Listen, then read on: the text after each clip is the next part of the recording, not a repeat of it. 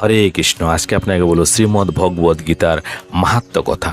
গীতা পাঠের শেষে অবশ্যই গীতা মাহাত্ম্য শুনতে হয় বা পড়তে হয়। তো আজকে আপনি শ্রবণ করুন। গীতা শাস্ত্রমেদং পুনঃ জপঠেত প্রযত পুনাম। ভগবদ গীতার নির্দেশকে যথাযথভাবে অনুসরণ করতে পারলে অতি সহজেই সমস্ত ভয় ও উদ্বেগ থেকে মুক্ত হওয়া যায়। এই জীবনে ভয় ও শোকাদি বর্জিত হয়ে পরবর্তী জীবনে চিন্ময় স্বরূপ অর্জন করা যায়। গীতাধ্যয়নশীলস্য প্রাণায়াম পরস্য চ নৈব সন্তিহি পাপানি পূর্বজন্মকৃতানি চ। কেউ যদি আন্তরিকভাবে এবং অত্যন্ত গুরুত্ব সহকারে ভগবদ গীতা পাঠ করে তাহলে ভগবানের করুণায় তার অতীতের সমস্ত পাপ কর্মের ফল তাকে প্রভাবিত করে না। মলিনে মোচনং পুংসাং জলস্মানং দিনে দিনে সক্রিদ গীতামৃত স্নানং সংসার মল নাশনম।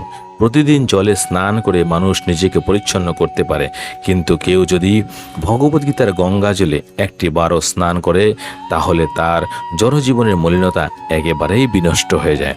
গীতা সুগীতা কর্তব্যা কিমন্বয়ী শাস্ত্র বিস্তরই ইয়া স্বয়ং পদ্মনাভস্য মুখপদ্মাদ বিনিশ্চিতা। যেহেতু ভগবদ্গীতার বাণী স্বয়ং পরম পুরুষোত্তম ভগবানের মুখ নিশ্চিত বাণী, তাই এই গ্রন্থ পাঠ করলে আর অন্য কোনো বৈদিক সাহিত্য পড়বার দরকার হয় না। গভীর নিষ্ঠা ও আন্তরিকভাবে এই নিয়মিত ভগবদ্গীতা শ্রবণ ও কীর্তন করলে আমাদের অন্তর্নিহিত ভগবত ভক্তির স্বাভাবিক বিকাশ হয়। বর্তমান জগতে মানুষেরা নানা রকম কাজে এতই ব্যস্ত থাকে যে তাদের পক্ষে সমস্ত বৈদিক সাহিত্য পাঠ করা সম্ভব নয়। সমস্ত বৈদিক সাহিত্য পড়বার প্রয়োজন নেই। এই একটি গ্রন্থ ভগবদ্গীতা পাঠ করলেই মানুষ সমস্ত বৈদিক শাস্ত্রের জ্ঞানের সারমর্ম উপলব্ধি করতে পারবে, কারণ ভগবদ্গীতা হচ্ছে বেদের সার এবং গীতা স্বয়ং ভগবানের মুখনিশ্চিত উপদেশ বাণী। ভারতামৃত সর্বস্বং বিষ্ণুপদাক্ত বিনিশ্রিতম গীতা গঙ্গোদকং পিতা পুনর্জন্ম ন বিদ্যতে। গঙ্গা জল পান করলে অবধারিতভাবে মুক্তি পাওয়া যায়। যিনি ভগবদ্গীতার পূর্ণ পীয়ূষ পান করেছেন তার কথা আর কি বলবার আছে। ভগবদ্গীতা হচ্ছে মহাভারতের অমৃত রস, যা আদি বিষ্ণু ভগবান শ্রীকৃষ্ণ নিজেই বলে গেছেন। ভগবদ্গীতা পরম পুরুষোত্তম ভগবান শ্রীকৃষ্ণের মুখনিশ্চিত, আর গঙ্গা ভগবানের চরণপদ্ম থেকে উদ্ভূত বলে উল্লেখ করা হয়েছে।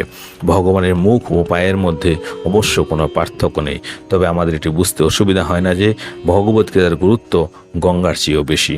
সর্বোপনিষদ গাব দুগ্ধা গোপাল নন্দন পার্থ বৎস সুধীর ভোক্তা দুগ্ধং গীতামৃতং মহৎ। এই গীতোপনিষদ ভগবদ্গীতার সমস্ত উপনিষদের সারাতিসার এবং তার ঠিক একটি গাভীর মতো, এবং রাখাল বালকরূপে প্রসিদ্ধ ভগবান শ্রীকৃষ্ণই ওই গাভীকে দহন করেছেন।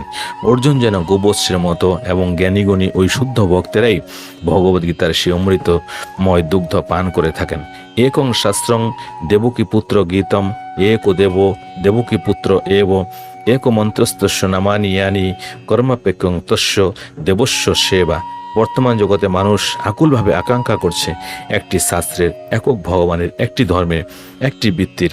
তাই একং শাস্ত্রং দেবকী পুত্র গীতং, সারা পৃথিবীর মানুষের জন্য সেই একক শাস্ত্র হোক ভগবদ্গীতা।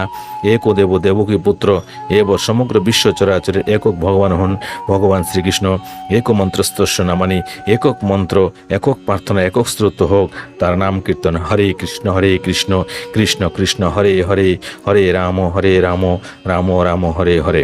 এবং কর্মাপেক্ষং তস্য দেবস্য সেবা, সমস্ত মানুষের একটি বৃত্তি হোক পরম পুরুষোত্তম ভগবানের শ্রীকৃষ্ণের সেবা করা। হরে কৃষ্ণ এই ছিল শ্রীমদ্ ভগবদ্গীতার মাহাত্ম্য কথা।